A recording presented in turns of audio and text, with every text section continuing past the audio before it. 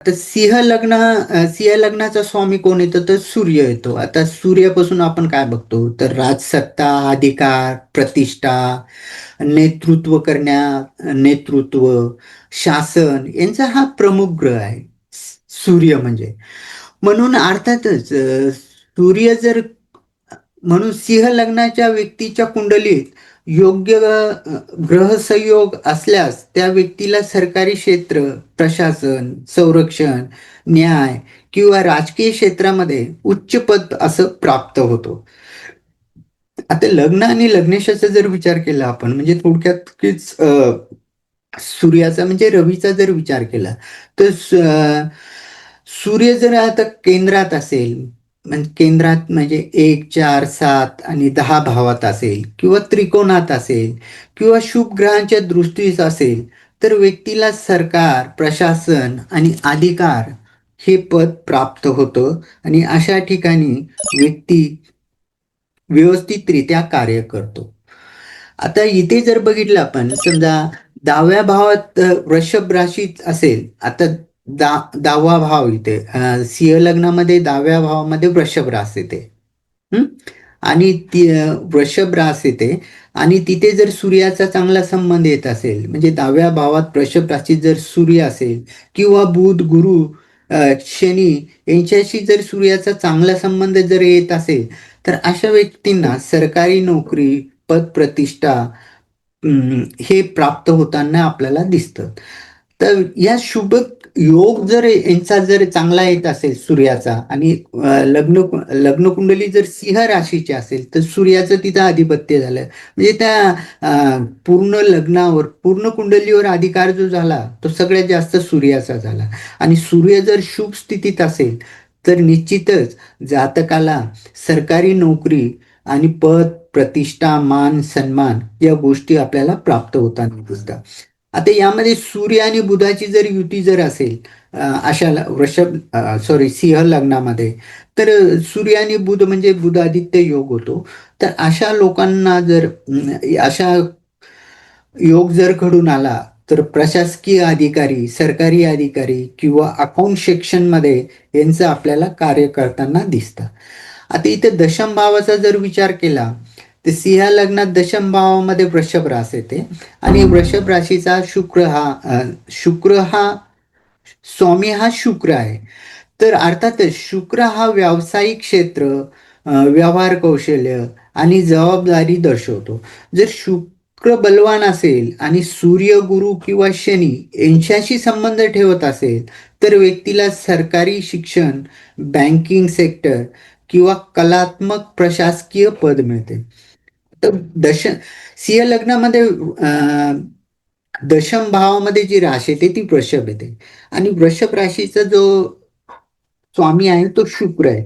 तर शुक्राच्या संदर्भात जे कार्य जे असतं किंवा बँकिंग सेक्टर किंवा कलात्मक प्रशासकीय पद तर अशा व्यक्तींना त्यामध्ये चांगल्यारीत्या यश प्राप्त होतो आणि असे व्यक्ती त्या सेक्टरमध्ये उच्च पदावर आपल्याला बघायला मिळतात.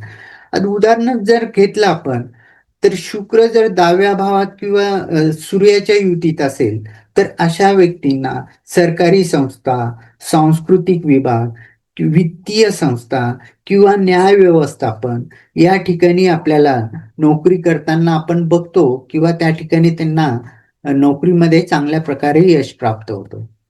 आता इथे जर 6व्या भावाचा विचार केला आपण सिंह लग्नामध्ये तर 6व्या भावात मकर रास येते आणि मकर राशीचा स्वामी अर्थातच शनी आहे. तर शनी हा आपण बघितला आहे की शनी हा सेवा, शिस्त आणि नियम आणि सरकार यांचा अधिकारकारक ग्रह आहे.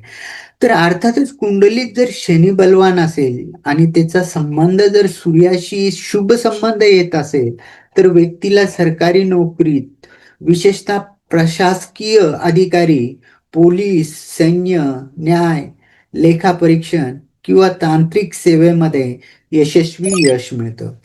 6व्या भावाचा विचार जर केला तर शनी महाराज येत आहे इथे 6व्या भावात आणि 6व्या भावात जर जो लग्नेश आहे तो सूर्य आहे आणि शनी आणि सूर्याचे जर चांगले योग येत असेल, व्यवस्थित शुभ योग दिसत असेल तर अशा वेळेस तिथे आपल्याला सरकारी सेवा किंवा लेखापरीक्षण किंवा जर बघितलं आपण तर नवम भावामध्ये काय येतं तर नवम भावामध्ये मेष राशी येते बघा इथं या या लग्नामध्ये. तर नवम भावाचा स्वामी कोण आहे मंगळ. आणि मंगळ अर्थातच मंगळ जर कुंडलीमध्ये जर शुभ असेल तर मंगळापासून आपण काय बघतो मंगळ हा स्थैर्य परिश्रम स्थैर्य धैर्य आणि अधिकार दर्शवतो. मंगळाला आपण सेनापती असं म्हणतो. जर मंगळ बलवान असेल आणि सूर्य किंवा शनी यांच्याशी शुभ संबंध ठेवत असेल तर व्यक्तीला सरकारी पद विशेषतः संरक्षण पोलीस इंजिनिअरिंग तांत्रिक क्षेत्र किंवा प्रशासकीय विभागात नोकरी मिळू शकते. आणि असे जे लोक आहे ते डिफेन्समध्ये आपल्याला जास्त बघायला मिळतात.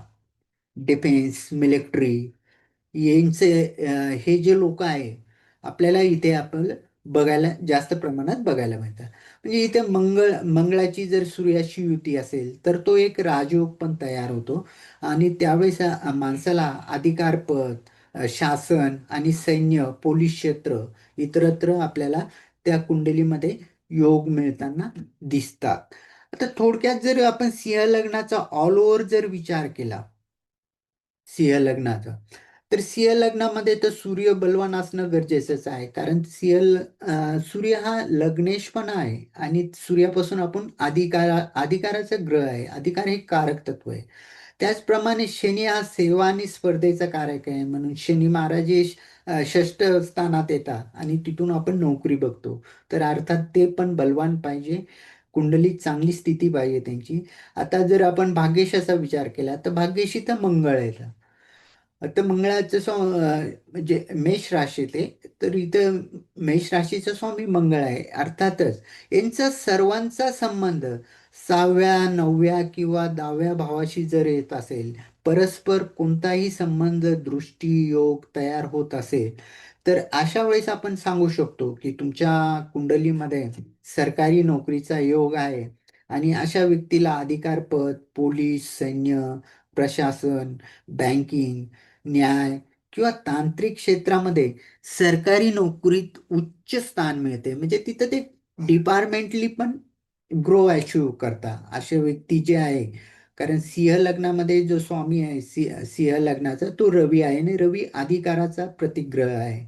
तर अशा कुंडलीमध्ये जर चांगला योग असेल तर त्यांना सरकारी नोकरी तर मिळतेच मिळते. त्याचबरोबर त्यांना त्या डिपार्टमेंटमध्ये उच्च पदावर जाण्यासाठी चांगल्या प्रकारे वाव मिळतो किंवा एक योग तयार होतो.